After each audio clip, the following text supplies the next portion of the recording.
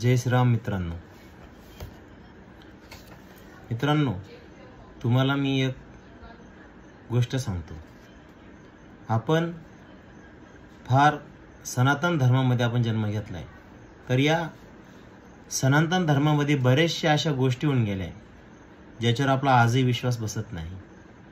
पण आपल्या या सनातन धर्मामध्ये, हिंदू धर्मामध्ये खूप अशा गोष्टी अशा आहेत ज्या चमत्कारिक आहेत, आश्चर्यकारक आहेत. पार सतयुगापासून ते कलियुगापर्यंत आपल्या पुराणामध्ये सर्व काही लिहिलं आहे. पण आपण या विज्ञानाच्या काळाच्या बदलत्या ओघामध्ये आपण याच्यापासून दूर झालेलो आहोत. कारण की आपण काही विचार असे मांडले जातात की लोकांना या शास्त्रापासून, या धर्मज्ञानापासून दूर नेलं जातं. सांगितलं जातं ह्या काल्पनिक गोष्टी आहे, काल्पनिक कथा आहे. पण तसं नाही मित्रांनो, ह्या काल्पनिक कथा नाही आहे. ह्या आपल्या पुरातत्व, पुराण कथा ह्या आपल्या धरोहर आहे. याच्यापासूनच आपला जन्म आहे, आपली उत्पत्ती आहे. आज सतयुगापासून, सतयुग, द्वापरयुग, त्रेतायुग आणि कलियुग या 4 युगामध्ये भगवंताने अवतार घेतला आहे, हे आपण माहिती आहे. भगवान विष्णू असू द्या, भगवान महादेव असू द्या किंवा ब्रह्मा असू द्या, कोणतेही देव असू द्या, प्रत्येक देवाने जो अवतार घेतला असेल या पृथ्वी तलावर, तर तो एक चांगलं कार्य करण्यासाठी आणि देवत्वाची जाणीव करून देण्यासाठी घेतलेला होता. आज मी तुमच्यासमोर व्हिडिओ बनवत आहे. तुम्हाला वाटत असेल की आज मी का आलोय तुमच्यासमोर, तर मित्रांनो अशीच एक गोष्ट मी तुमच्यासमोर आता घेऊन येत आहे. गोष्ट हिंदीतून आहे, पुस्तक मी तुम्हाला वाचून दाखवणार. हे पुस्तक अतिशय पुरातन आहे. तुम्ही असं कोणतं पुस्तक आहे जे तुमच्या अजून वाचण्यातही आलं नसेल. हे ना महाभारत आहे, ना रामायण आहे, ना काही दुसरं आहे. पण जे आहे ते सत्य आहे आणि खरं आहे. मित्रांनो, या पुस्तकाचं नाव आहे कली हनुवाणी.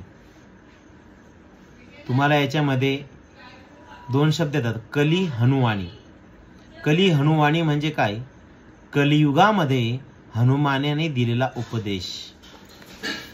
आता या पुस्तकाबद्दल सांगायचं राहिलं, प्रस्तावना तर हिंदीतच आहे, पण मी तुम्हाला थोडक्यात या पुस्तकाची एक जन्मकथा सांगतो. मित्रांनो, या पुस्तकामध्ये रामायणाचं आता वर्णन नाही, रामायणकालीन गोष्ट आहे. म्हणजे कशी झाली मी ते सांगतो तुम्हाला, पुस्तकाची जन्मकथा सांगतो. मित्रांनो, तुम्हाला सर्वांना रामायण माहीतच आहे. प्रभू रामाने रावणाचा वध केला, ज्याने सीताहरण केलं होतं. रावण हा महापंडित होता, पण त्याच्या हातून सीताहरण हे क्रूर कर्म घडलं आणि त्याचा पतन झालं. प्रभू रामाने त्याचं पतन केलं. तर याच कालावधीमध्ये जेव्हा माता सीता रावणाकडे कैद होत्या, तेव्हा प्रभू रामचंद्र प्रभू माता सीतेला पाहत जंगलोजंगली फिरत होते. आणि असंच फिरत असताना अचानक त्यांची प्रभू हनुमान यांच्याशी भेट झाली.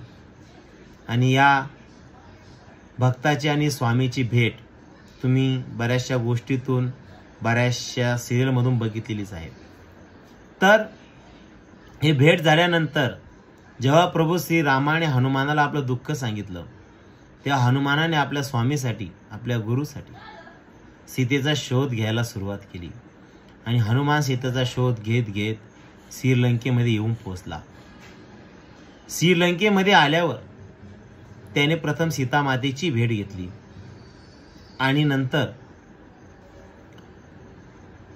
त्यांना अटक करून किंवा त्यांना बांधून रावणाच्या समोर उभं केलं गेलं. रावणाचा अहंकार इतका जास्त झाला होता की तो हनुमानांना ओळखू शकला नाही.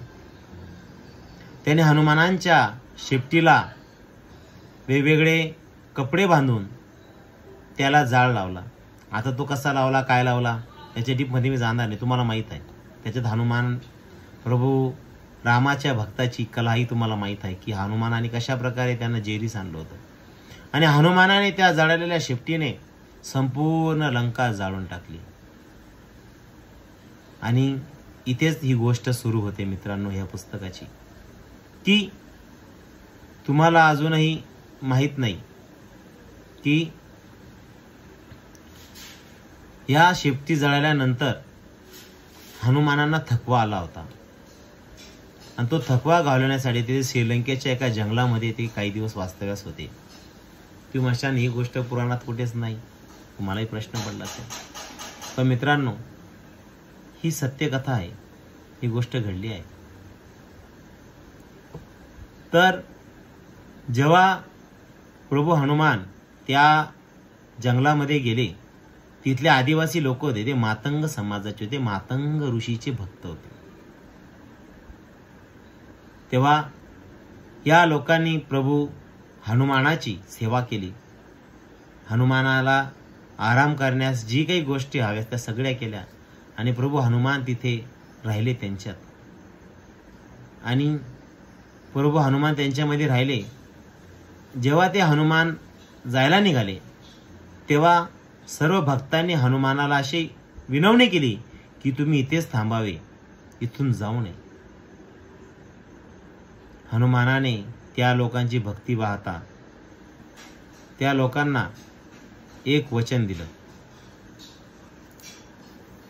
वचन काय होतं माहिती तुम्हाला? त्या हनुमाने सांगितलं